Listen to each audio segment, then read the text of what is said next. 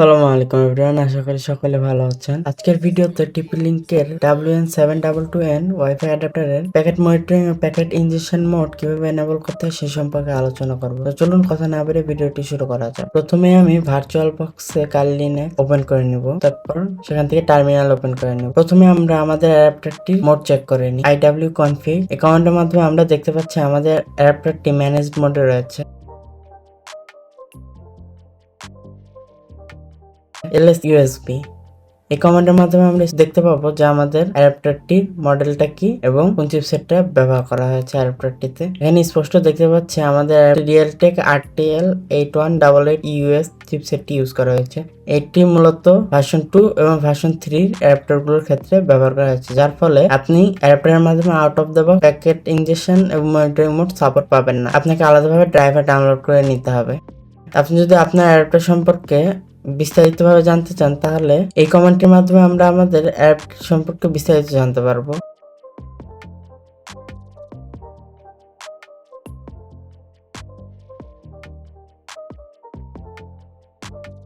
কালিতে reference আপডেটের জন্য আমরা sudo apt-get কমান্ডটি ইউজ করব। তারপর আমরা sudo apt-upgrade OS আপডেটের জন্য ব্যবহার করব। এটা একটু বেশি সময় নিতে পারে, যার কারণে আমি ভিডিওটি ফাস্ট করে দিচ্ছি।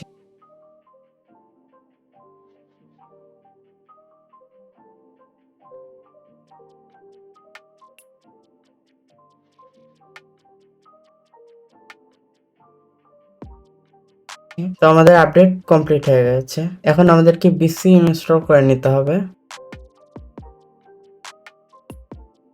আমাদের কিছু আলাদা সফটওয়্যার ডাউনলোড করে নিতে হবে। তো আমরা বিল্ড এসেনশিয়াল ডাউনলোড করে নেব।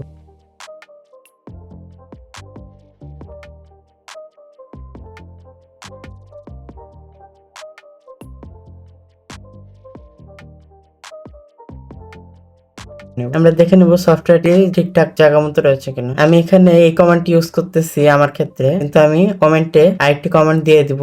এটি আমার ক্ষেত্রে কাজ করেছে, আপনার ক্ষেত্রে নাও কাজ করতে পারে, সেক্ষেত্রে আপনি ওই কমান্ডটি ইউজ করতে পারেন। এরপর আমি শিওর হয়ে নেব dkms ইনস্টল রয়েছে কিনা।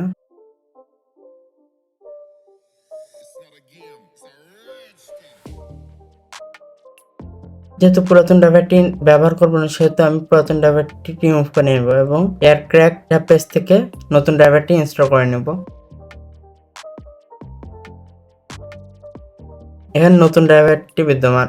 এলএস এর মাধ্যমে আমরা ডাইরেক্টরিটি দেখতে পাবো। আমরা এই ডাইরেক্টরিতে প্রবেশ করব। এখন আমরা রুট অ্যাক্সেসে প্রবেশ করব। এরপর ডাইরেক্টলি realtek কনফিগারেশন ফাইলের মধ্যে প্রবেশ করব। রুট অ্যাডমিনিস্ট্রেশন থেকে এক্সিট করে নেব। আরেকবার সকল রেফারেন্স আপ টু ডেট আছে কিনা সেগুলো দেখে নেব। আমাদের পূর্বে ডাইরেক্টরিতে ফিরে যেতে হবে, যেটা আমরা কিছুক্ষণ আগেই ক্রিয়েট করেছি। এখন আমাদের এই সফটওয়্যারগুলো কম্পাইল করে নিতে হবে। এখন সফটওয়্যারগুলো কম্পাইল হচ্ছে।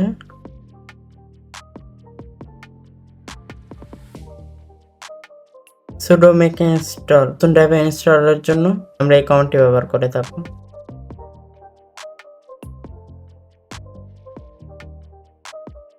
তো এখন আশা করা যাচ্ছে আমাদের সফটওয়্যারটি কাজ করবে। তখন আমরা আমাদের হোম ডাইরেক্টরিতে ফিরে যাব। iwconfig এখন আমরা এখানে স্পষ্ট দেখতে পাচ্ছি আমাদের অ্যাডাপ্টারটি মোড অটো মোডে রয়েছে। sudo ifconfig WN0 ডান, sudo airmon-ng চেক খেল। এর আগে আপনাদের একটি বিষয় দেখিয়ে নিই।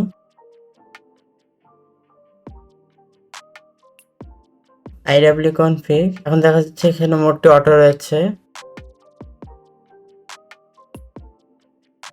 এখন দেখা যাচ্ছে মোডটি চেঞ্জ মনিটর মোডে পরিবর্তিত হয়েছে, তার মানে এটি এখন কাজ করতেছে। sudo ifconfig WN0 আপ নতুন করে ইন্টারফেসটি চালু করার জন্য আমরা এই কমান্ডটি ব্যবহার করে থাকবো। iwconfig সবকিছু ঠিকঠাক মনে হচ্ছে। আমরা এখন মনিটর মোডে রয়েছি।